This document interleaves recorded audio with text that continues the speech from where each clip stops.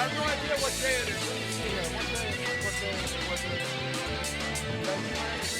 Did I get everything? I don't know.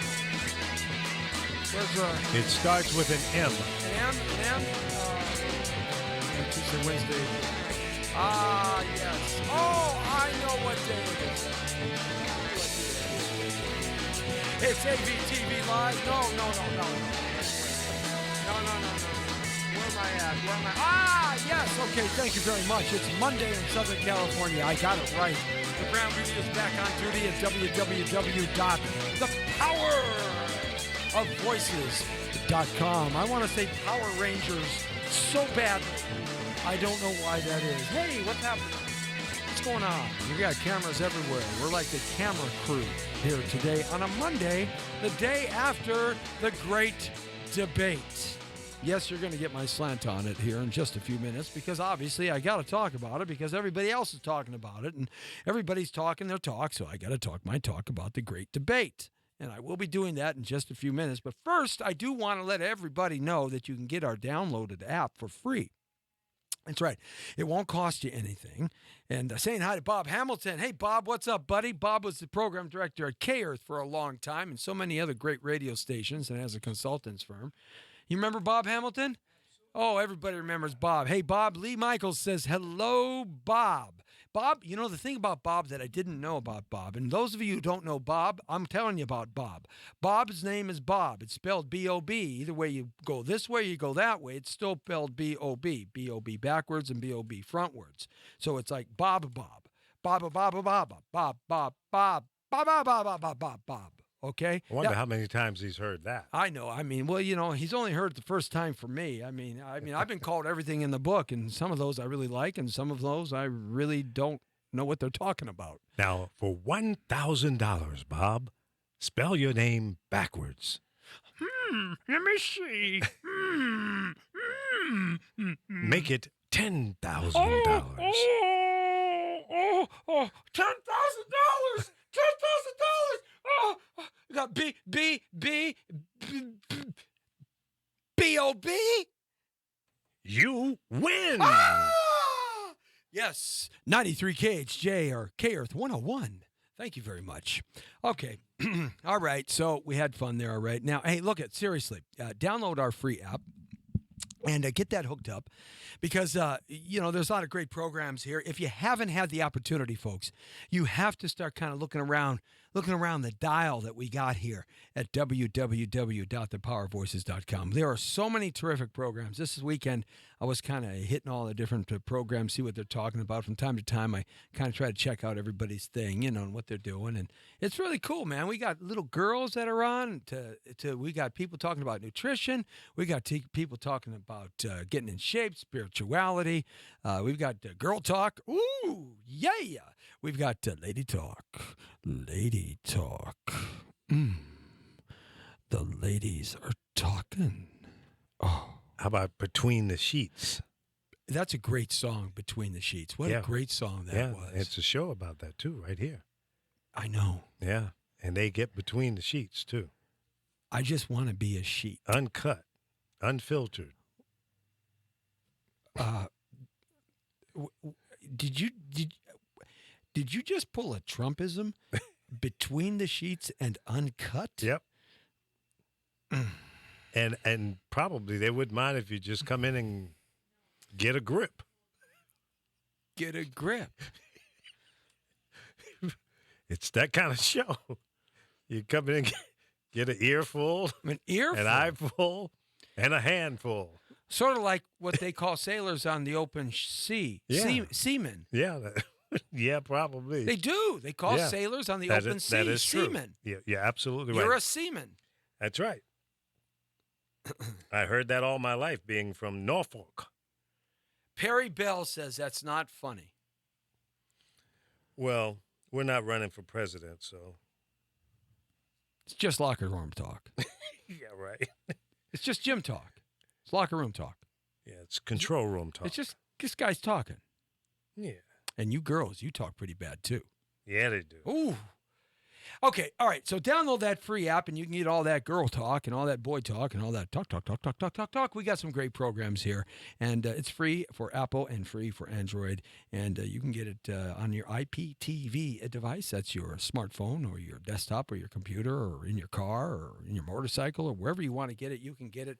Respect applies everywhere. Perry Ball says respect applies. It does. RESPCT, that's what I do for me. Respect. You know I have to sing at least once in every show. You can't. You just can't. I have to. No. It's built into It's my off DNA. limits, but you really need to delete that part of your DNA. It's that bad. I am going to win the hearts and minds of Lee Michael because I am going to make him love me with my music. It's sort of like the Phantom of the Opera. And I think I might sing a song now from the Phantom of the Opera. Ready? Go for it. Beep. I'm sorry, your time is up. Hey, Perry Ball says I'm a hit. Perry? Would you send Perry a check? That's got to be a payoff. Sort of like the DNC pays off Hillary Clinton and the bad guys do too.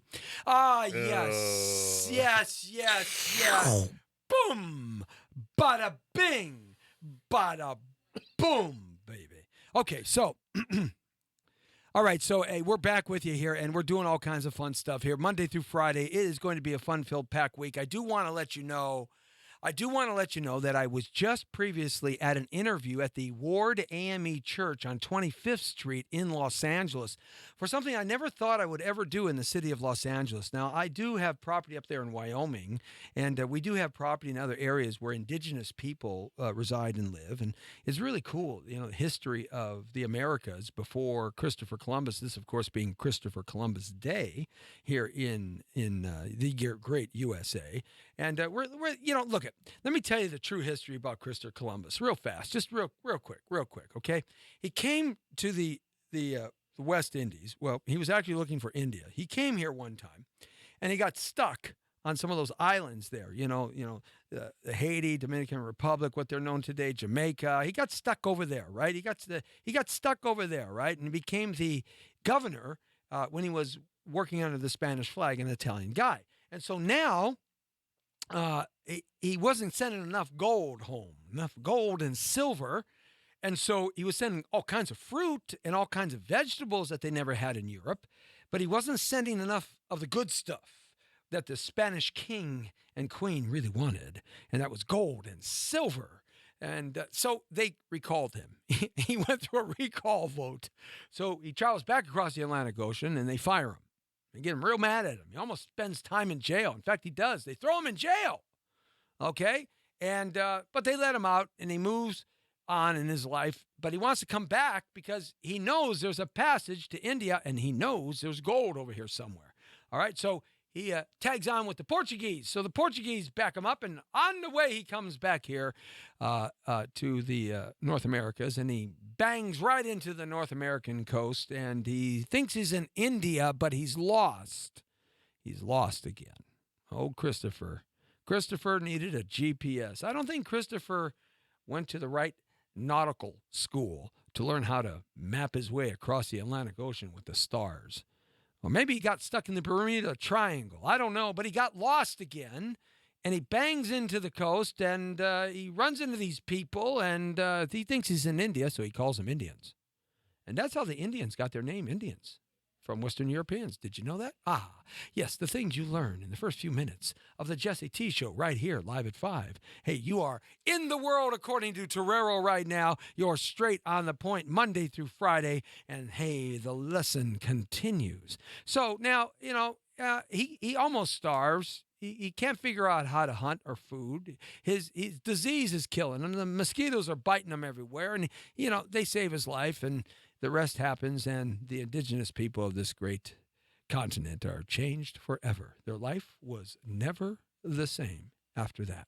So they see Christopher Columbus as a man that committed great genocide on them, and they see him as a man that polluted their country and brought the Western European or the European people here to the North American hemisphere. Rightfully so. They're right. There's no argument here. They are absolutely right. The Western European took over this nation and killed everything in its way, from coast to shiny coast, and that's what we did, and that's a fact. Can't deny it. That is the truth. And we moved and shoved and pushed, and we changed people's lives, the millions and millions of people, and millions of people died. And that is a fact. You can't change it. It's the truth. You got to call it as you see it. And we killed and we killed and we raped and we murdered and we genocide, and that's a fact. You can't change the truth. Historically, it's true and it's sound and it's right. And that's what happened. So Christopher Columbus Day that's not fair. That is just not fair. That's it, man. That is just friggin' not fair. I swear. You know something? That is not, ladies and gentlemen, I'm sorry. I just got sidetracked. Now, nothing sidetracks me in this business. I mean, a nuclear bomb could explode in front of me, and I don't get sidetracked. But this, come over. You know what this man just did? He knows I'm fighting glucose right now. And you know what he goes? Look. It's a vegetable fruit bar. That's not fair, man. And you can have one after the show. Really? Mm-hmm. It's a vegetable fruit bar? Yeah. It's not like sugar? It's like vegetable? Well, it's got sugar in it, but that's what it's made of, allegedly. Okay. I didn't know that. Thought it was like a fruit bar, frozen fruit bar. I was going to get really mad there for a second. Well, it is. What kind of vegetable? I don't know. It's more fruit than vegetable. That means it's full of sugar, and you're taunting me. That's what you're doing. You're terrible. You're a bad, bad man. My guru of computers, my chief IT technical engineer man that knows everything, Lee Michaels, is taunting me with a orange fruit bar because it's frozen and it tastes and looks so good, and he knows that I have to keep the glucose down, and now he's having love sessions with his fruit bar. Listen to that. That is not right. So good. It's not right. It is. It really is. I have one for you. It's in the freezer. I saved one for you. Gee, thanks. All right.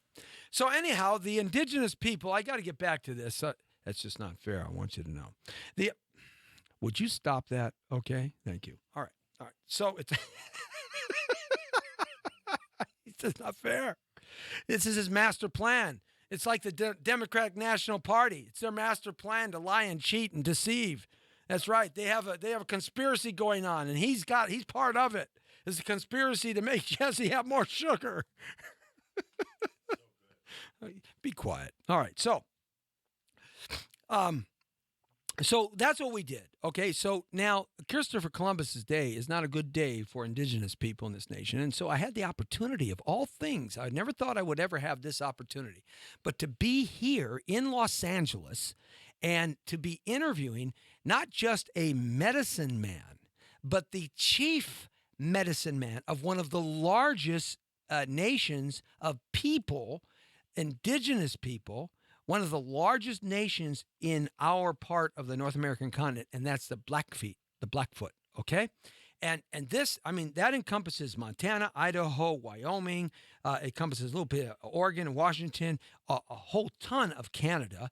It encompasses a little bit of Wisconsin and a little bit of the Dakotas. They kind of bumped into the Lakota Sioux, which came down through the plains, which bumped into the Navajo and the Hopi, which bumped into the moved Cherokees that were from the East Coast. They were forcibly moved in the Trail of Tears. Everybody knows about that story. And they were moved from the East Coast from a watery kind of forestry environment to a desert environment. No matter they died. And then the Apaches were down there from what is now Mexico into Texas and a little bit of Oklahoma and a little bit of New Mexico and Arizona. And then you had the Shoshones, which were right there kind of all of Wyoming and kind of down into Oregon and Washington and California and Nevada and a little bit of Utah.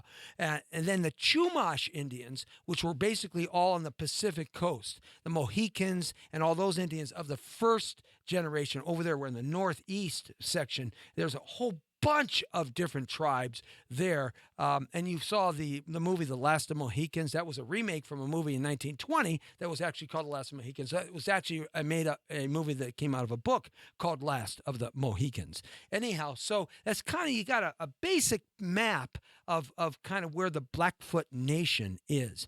And I actually had a chance to interview Jimmy St. Goddard. Now, I can't pronounce his real name. He did it for us on Facebook.com/Jesse Terrero, and you can catch that online right now. It is beautiful, his name, and he's a medicine man. And it was such a great conversation because he's really concerned about the environment right now, and rightfully so, because our environment, around the globe is kind of with chemtrails and GMOs and toxification of the water and the pipeline and the bursting of oil and the fresh drinking water and the pollution in China and India and all this stuff that's happening to our environment is very much of a concern. And he's a medicine man. He is their spiritual leader. He is their pastor, their priest, their spiritual person that understands the spirit world and how it relates. That's the power of a medicine man, and he is the chief medicine man for the entire Blackfoot Nation.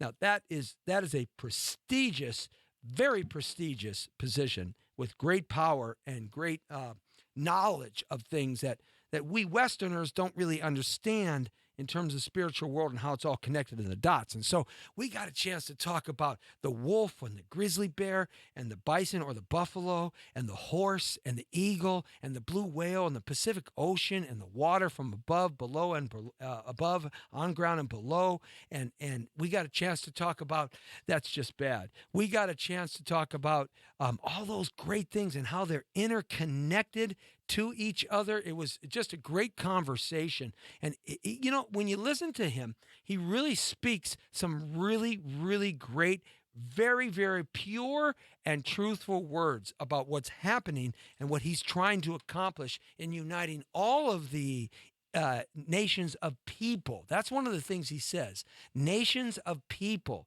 the people's land, the people's land. And I thought that was just so refreshing to hear. So we had a great conversation, and he talked a little bit about the pipeline going across where his nation's lands are, and how it's cutting across into the Missouri, and how the Missouri connects to the Mississippi, and all the waters that come into the Missouri are from the tributaries of his land. In other words, it's Blackfoot water.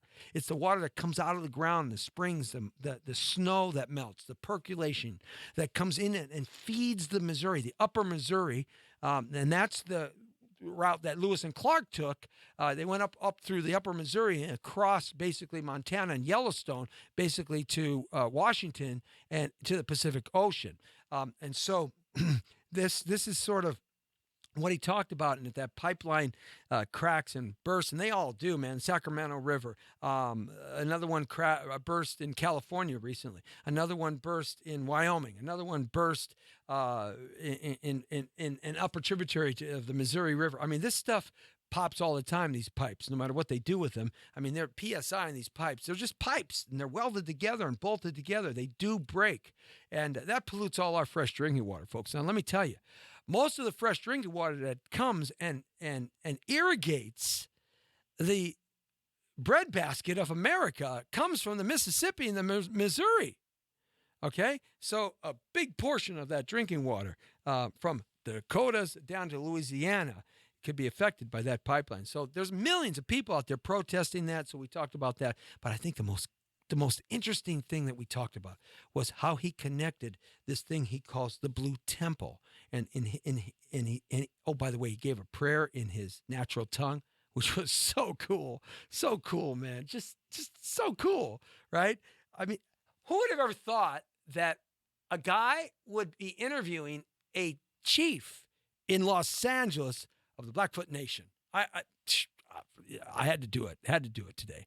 So he talked about this Blue Temple, and the Blue Temple is the Pacific Ocean. All the waters of the world are the Blue Temple, and the blue whale is God's creature. It's God's emissary, because the blue whale travels the whole oceans of all the world, and the blue whale has been around forever. And he talked about the connection between the blue whale and the eye of the blue whale and the eye of the eagle. And these things were just real time. So you got to check it out. Anyhow, it was a cool thing to do prior to the show. Quite different than what we saw last night and the debate, of course. And we'll get into that in just a second. And in the last half hour of the show here. Another thing that we had happen over the weekend, which I thought was a lot of fun, which was kind of very cool, is that I got the opportunity to take my M35A2 Deuce out. Now, if you haven't had that, if you don't know what an M35A2 Deuce is, that's a military truck. It's a military truck they used from the end of World War I when it was created, all the way up to Persian Gulf I when we defended Saudi Arabia against Saddam Hussein, and we went into Iraq. The reason why they discontinued the M35A2 Deuce because it wasn't armored, and when the IEDs were starting to blow up our servicemen and women out there in the deserts, then they had to figure out another kind of armament vehicle to protect them, and they've got those vehicles now that they're just almost impenetrable, but people still get blown up in them. But the point is, that's when they started retiring the M35A2 Deuce, and that's when I bought mine, and a couple other military vehicles. So it was really cool driving that thing. And in driving that thing, I realized something, which was I haven't taken it out. I haven't taken the big green butt out. I call it the big green butt, man, because its butt on the back end of that is big and it's green. It's big and green and mean. And that thing is my big baby girl. That is my girl, man. That thing's like, it rides rough, ain't got no power steering. It's like, man, this is like the big Bertha of all Berthas. This is the hog molly of all hog mollies. I got that video up too. It's real cool, man. 10-wheel drive. You can drive through anything and everywhere. It can drive through buildings. It can pull down palm trees and pine trees. It can pull tanks with its winch. I'm talking about a wench. I'm talking about a winch, not a wench. Don't get a winch and a wench mixed up, because that's just locker room talk, okay? That's not a wench. It's not a wench. It's a winch, okay? The winch is like an 1.5 inch thick cable, steel cable. It was designed to pull tractors out of mud and sand, and also designed to pull tanks out of mud and sand and other vehicles too as well. So I was driving that thing around, and as I was driving it, it reminded me that, my goodness, it reminded me of immigration. And I'll tell you why. It reminded me of the loss of manufacturing in this country. Because my M35A2 was built in 1952. It's a Studebaker. Studebaker built that. But the same exact design never changed up until the 1990s when they discontinued it. Now, Ford made them, Chrysler made them, General Motors made them, General Dynamics made them. There were a lot of manufacturers of vehicles that made this for the United States government. But mine was one of the first ones. Studebaker got that contract for about 10 or 15 years, and they made the M35A2 Deuce. And it is solid steel, American labor, American all the way. I mean, right from the washer right up to the top, from the canopy, from the front to the back. It is genuine USA. And I got to thinking, I was driving this thing. Immigration hit me. And then that led me to loss of manufacturing. And what I got to thinking about was, there was a time in this country that we made everything here for our citizens and the rest of the world. There was a time that everything manufactured that brought us into the modern age after the Civil War was made in America, with American steel, with American natural resources, with American labor, with American ingenuity, with American intelligence and scientific creation, with American know-how and American blood and American sweat and American hours and Americans. And I got to thinking, no wonder we won World War II, because we just outproduced everybody. In fact, we didn't have enough Americans living in the country to actually drive all the vehicles we were producing. We were producing more vehicles during World War II for the war effort here in the great USA, nowhere else, not in China, not in Malaysia, not in India, not in Mexico, not in Germany, not in France, not in England, not in Canada, nowhere else but here in this country. Everything was produced here. And I got to thinking, what if we get into a war and we run out of parts today? When most of our parts come from Chinese manufacturing because we've shipped them out, even the parts for our military operations. Our generators, those big giant generators you sometimes see on those double wide semi trucks going down the road late at night, those big, huge generators. There's 6 of them that run all the power in the United States of America. They're transfer generators. The energy comes in and they push it down line. They push it. And if you knock out one of those, you knock down a whole grid for a dozen states for a long time. And here's why. We only have 4 in a whole American continent ready to go, sitting in a warehouse. Just 4. Because they're all built in China. Think about that for a second. We've shopped out so much of our manufacturing, washers, nuts, bolts. Think about that for a second. We've shopped out plastics. We've shopped out hydraulic lines. We've shopped out tires, rubber. We've shopped out glass. We've shopped out instrument building. We've shopped out so much out of this country that once we go through whatever we have, we can't replace it, especially if one of those where we get our replacement parts is our enemy.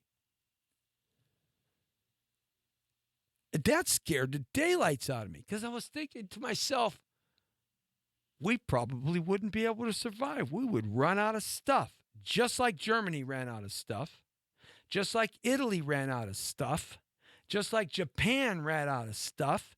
We didn't necessarily beat them. They just ran out of stuff. They ran out of stuff. They couldn't outproduce us. Even in World War I in 1917, when America got involved in World War I at the end of the World War, because our influx of 250,000 troops in a 6-month period of time, about 1 million people participated in World War I. Not quite. We just outproduced them. We had more humans to kill than they did because all theirs have already been killed. You see, when you think about what's happened in the last 50 to 60 years, it's not just the jobs that are at stake here.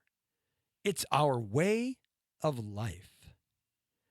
And that got me to thinking, why do we have to have this interconnectivity with everybody on the planet Earth, every other country, even the ones that hate our guts because we're the king of the hill? Just because we're the king of the hill. Well, the reason is because we can't survive without them now. We can't survive without them. To retool ourselves to survive independently in a world and global emergency, we would not be able to support ourselves after the first round. We would get gassed after round 1 or 2 or 3. We wouldn't be able to go 12 rounds. And that leads us to the weapons of mass destruction.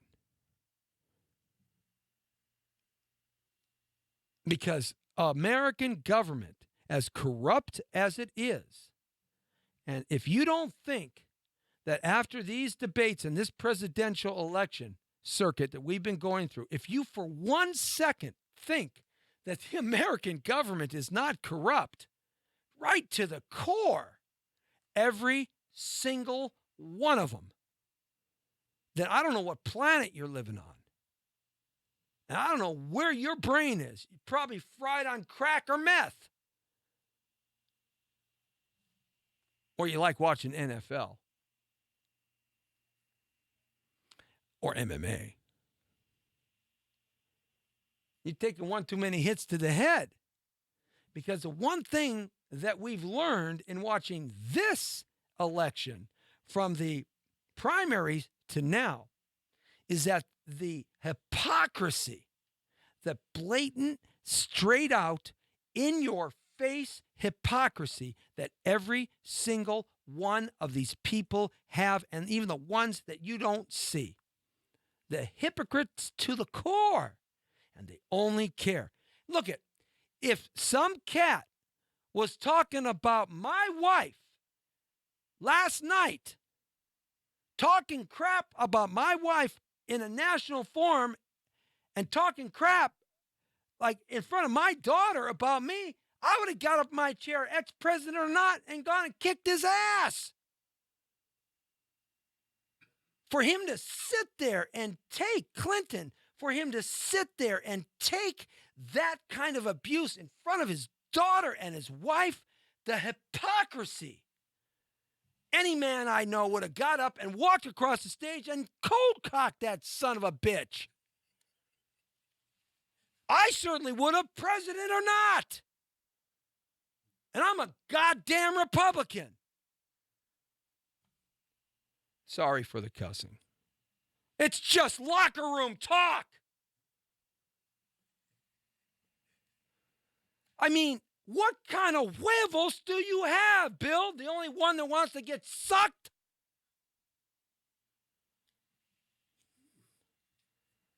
Talk about a jerk off.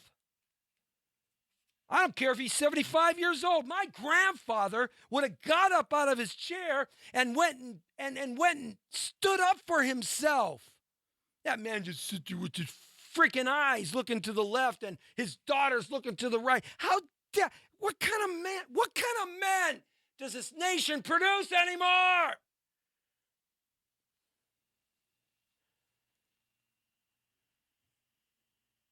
My goodness.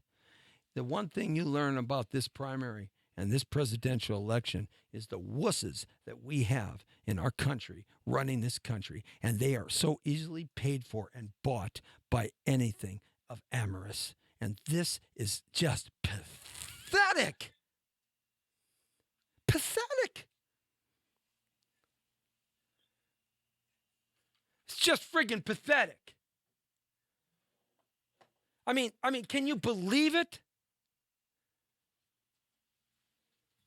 Talking crap like that in front of a national audience? Are you kidding me? Are you so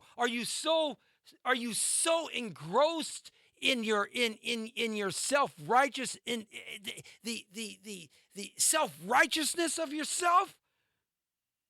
My goodness. Really? That's just the start of it. The one thing we've learned about these primaries and this presidential election is a hypocrisy. These people will lay down for anything and anybody as long as they can grease their friggin' pockets in some way. I mean, really. The Clintons leave the White House after 8 years, and they're worth, it varies. You'll read reports, $280,000 to $400,000. That's what their worth is. That's what their asset base is worth is, right? But in 10 years, they're worth $200 million or $100 million. Who cares after $100 million? It doesn't really matter after $100 million. $200 million, $300 million, who the hell cares? It's $100 million plus. And they got it while she's in office. Man, folks, don't you get it? She sold her ass for the office.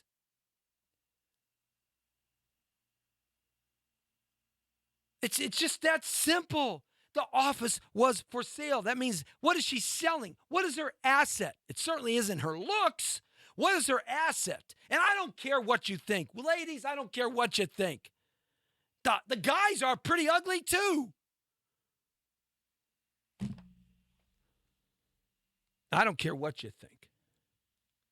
What was her assets? What was she? What made her $100 to $200 million and Bill Clinton in speeches? What do they got to say that's so important that cost $1 million for them to come in for an hour?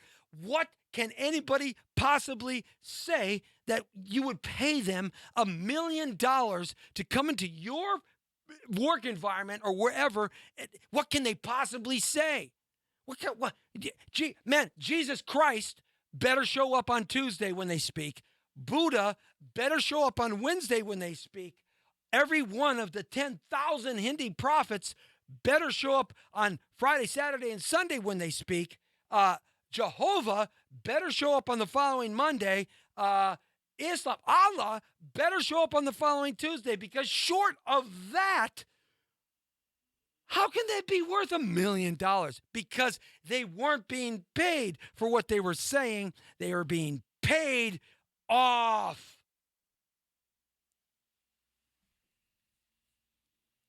Come on, guys. Just put one and one together. Get past your emotion.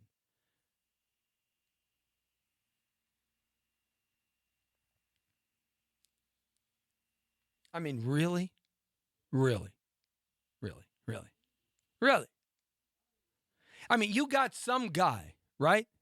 He whoops everybody's butt on the primaries because they don't know how to deal with him. They don't know how to deal with the master salesman. They don't know how to deal with the master of illusion. They don't know how to deal with the master of masters. He is the P.T. Barnum of our time. And P.T. Barnum was a pretty rich guy. P.T. Barnum and Bailey Circus in New York, he was a pretty rich guy. Okay, they don't know how to deal with him. So he blows their doors off. Now he's running for president, right? He's running for president. And I scratch my head. And I think about Reagan. Yeah, I'm a Reagan person. Except at the end, he sold out our country for NAFTA. When he got it started, it went through the Bush 1, which is the most evil, incarnate person you could have ever had for a president. Bush 1. Bush 2 was just as bad. Clinton and Bush's, those families are so evil on America's political scene over the last 30 years. It's unbelievable that we have fallen for the both of them. They are so evil. They're so evilly interconnected. It's horrendous. It's like the blue bloods from the monarchy system in Europe. You know, they were having sex with first cousins because they didn't want anybody else to come out. Just check out history. They didn't want anybody else to enter their little circle in the monarchy of Europe. This is why they were all insane. Oh, you know, seriously. They're so interconnected. They're just like each other. Republicans, Democrats, Democrats. They're all part of the same fishing bowl. And the only reason why they hate Trump, everybody hates Trump on that scene, is because he really is not a Republican. He's an independent. Okay? But you know, an independent will never be a president in this country. No. This is why Jesse the Body Ventura didn't want to run, and he was thinking about running because he knows he can't make it. And if you get in office and you're an independent, you're going to get nothing done because Paul Ryan and the other nincompoops are going to run away from you.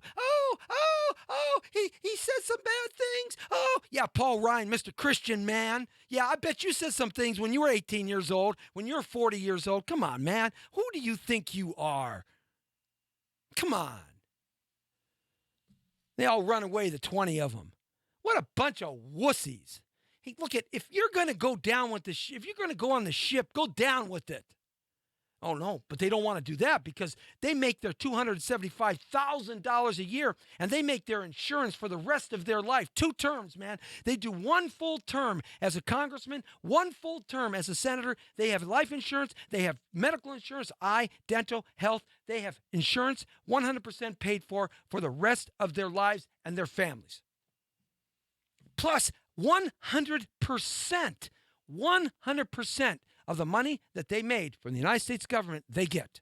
Hey, wouldn't that be nice to retire on $300,000 a year, whether you fart on Tuesday or have diarrhea on Thursday? This is why they do that. There's no great statesman anymore. There's no JFK. There's no Reagan. There's no Lincoln. And how dare she even bring Abraham Lincoln up? I mean, really?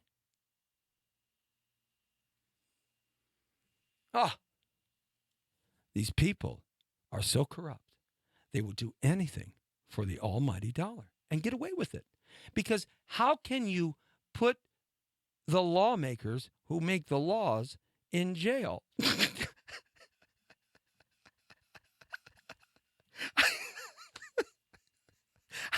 Martha Stewart went to jail for lying to Congress one time, one lie. This bimbo has lied 39 times in front of the FBI and to Congress 39 times. You can't, look it. Hey, man, it's great to be the one-eyed king in the land of the friggin' blind, and that's what we are. We're blind. We're blind. We're blind, people.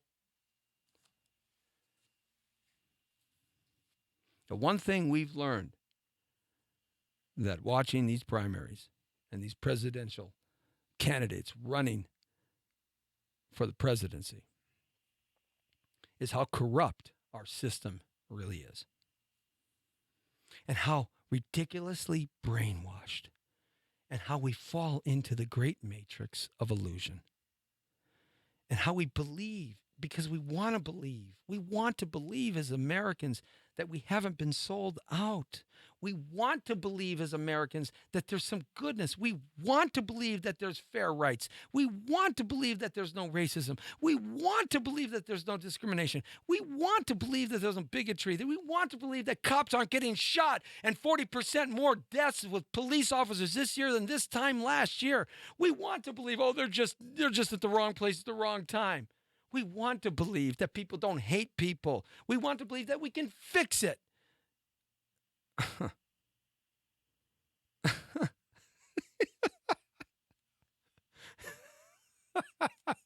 We want to believe we can fix it. How can you fix it when your fascination with NASCAR is on Sunday?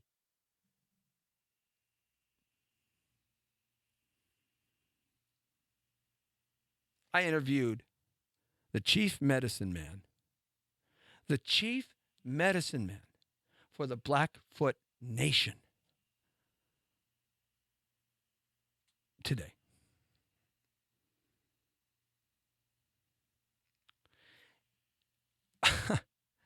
And he said it as simply as it could be possibly said. We're killing the water. He said the rest of his life he's going to fight to save the water. Because without water, we all die. Except those idiots who got the deep underground bases, the DUMB bases, deep underground military bases that they've been creating since the end of World War II and digging out underground. There's one in the Kentucky Shenandoah Mountains. It's so friggin' big, it makes 18-wheel semi-trucks look like matchbook, look like Hot Wheels. Trains come into that thing. There's so much supplies and materials in there. We're not talking about Rock or Granite Mountain or whatever the heck that mountain is out in the middle of the friggin' Mexico desert. We're talking about in Kentucky, and we're talking about in West Virginia. Man, they got these deep underground military bases. Where do you think? Where do you think Clinton and Trump are going to go have sex.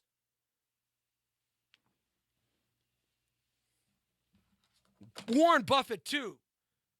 Oh, God, I'd hate to watch him having sex. Well, maybe I would like to. I don't know. Someday I'm going to be like 85 years old. I might be able to learn a thing or two.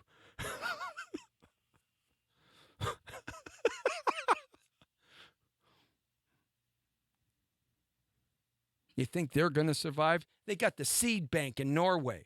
They got, I don't know, 20 million seeds that are not GMO seeds to regerminate the world, right? They got like 20. Do you think you're going to be able to walk up to Norway, the friggin' mountain up there that's full of snow, and knock on the door? Oh, can I get my corn seeds? You'll be shot before you get there.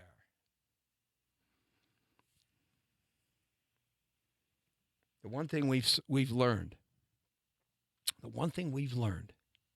about this primary and this presidential election is that how little they care about you. How little they care about you. They don't care about you. They don't. In the last 10 days, 9 police officers have died. The ones in Palm Springs all went to the door. A cold-hearted, reputation gang member took out his gun and shot through the door and killed all 2 of them and almost killed the 3rd one. The guy got executed in Lancaster, 1 and then 4 to the head. 9 police officers across this nation has died. Did Obama jerk? Did that jerk get on the podium at all and with his condolences to these men and women? Nothing. They don't care about you. They don't care about you when they want your vote. One thing I learned about speaking to the medicine man today is the purity of his soul.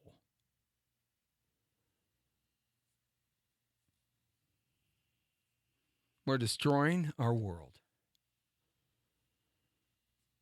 We're destroying civilization as well.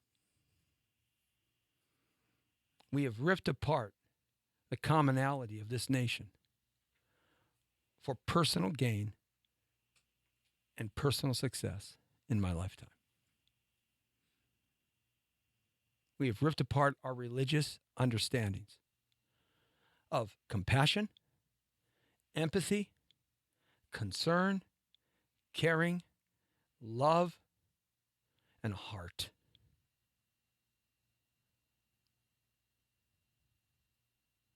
We've ceased to be the shining city on the hill. We're the friggin' Mexico City shack on the side of the mountain overlooking the temples. And if you've never seen that, go see it and you'll know exactly what I'm talking about. We've become the Haiti. We've become the Rio de Janeiro slums. Go watch the movie Slumdog. This is where we're going. We're going to such a place that Reverend Louis Farrakhan makes friggin' sense.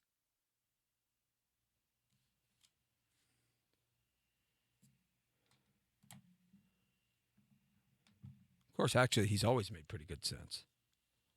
I remember him from 30 years ago when I was at K-Day. Sometimes I had to work the shift that we'd run his tape program. It made pretty good sense then.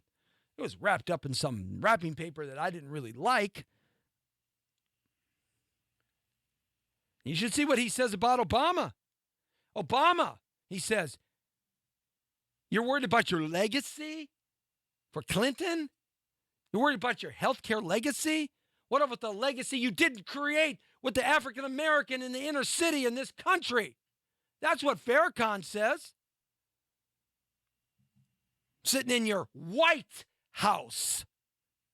That's what Farrakhan says. Come to the hood. That's what Farrakhan says. Go look at his speeches. His most recent ones. It makes more sense every day.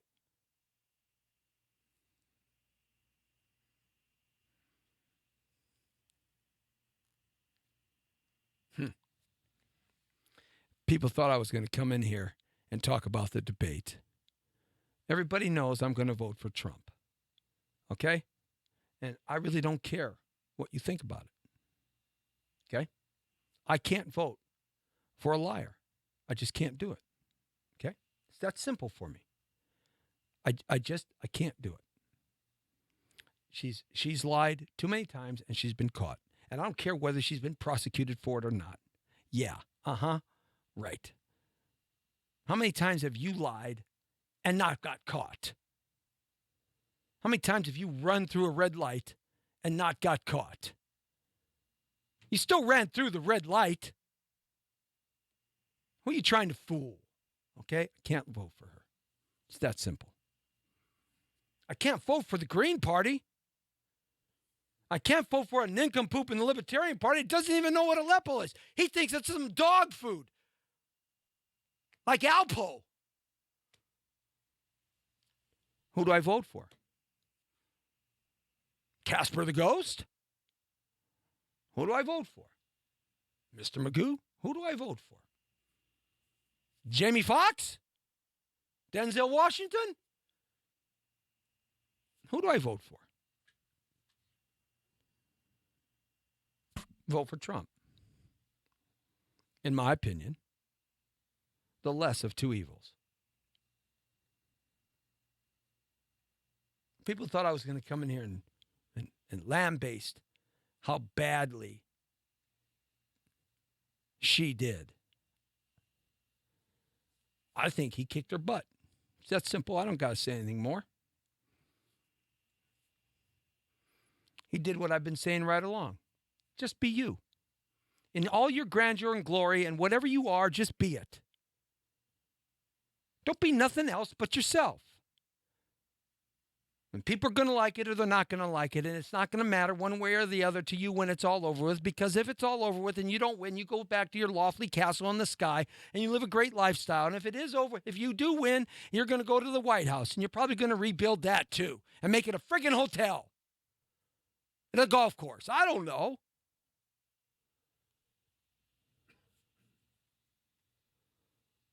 Can't vote for her. Simple. People thought I was going to come in and I was going to talk about that. A lot of people said to me over the weekend, what are you going to talk about, man? Are you going to go, you're going to do what I think you're going to do? I said, I don't have a friggin' idea what I'm going to do. That's the one thing about my show, the Jesse T Show, here from Monday through Friday, 5 to 6, where you enter my world, the world according to Torero. And where we're straight on the point, the way I see it, in my world, is that I basically have an idea every day of what I'm going to talk about. But sometimes it changes 1 minute or the minute I open the mic. A lot of this is shooting straight from my hip and how I perceive things at the moment. And I knew what I was going to say after speaking to the medicine man, Jimmy St. Goddard, because I cannot pronounce his native tongue, his name. Or something. I think if you're listening, Jimmy, it's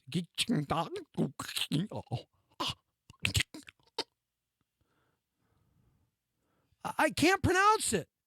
I like messed up like a dozen times with him. It was like a comedian act. So I said, can I call you John? I didn't even call him Jimmy. He says, Jimmy. I said, well, I've been called a lot of things. Just don't call me to do your dishes. Okay, Jimmy? But I knew after talking to him what I was going to talk about. And that is we've gone down a path that is almost impossible to turn around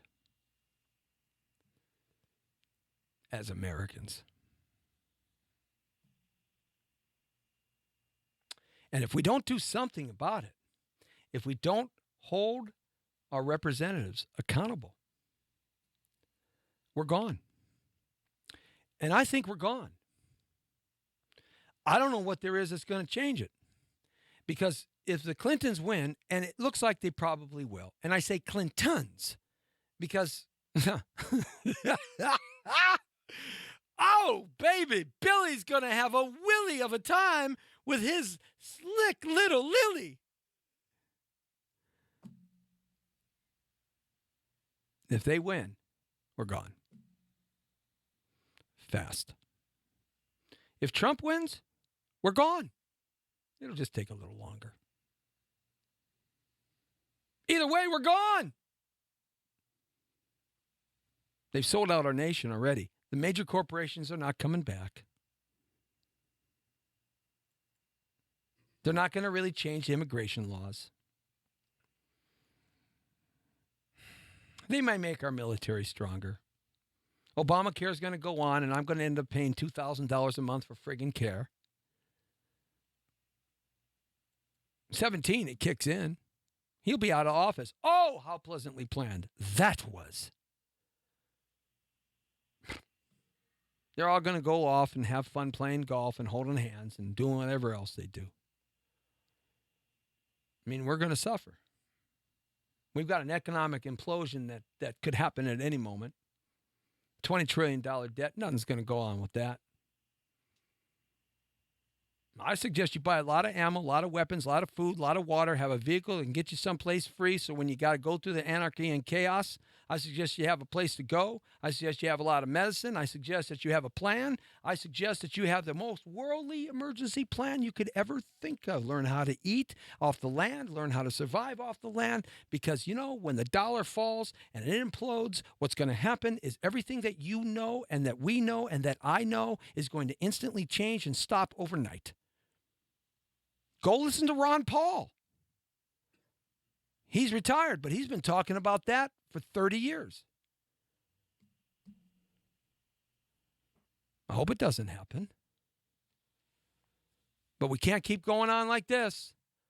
And the one thing we've learned about this presidential election process and this primary process is how corrupt all of them are, and how they loathe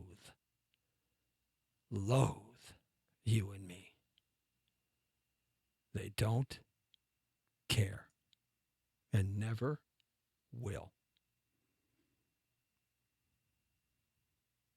And if you don't get that, I don't know what world you've been living in.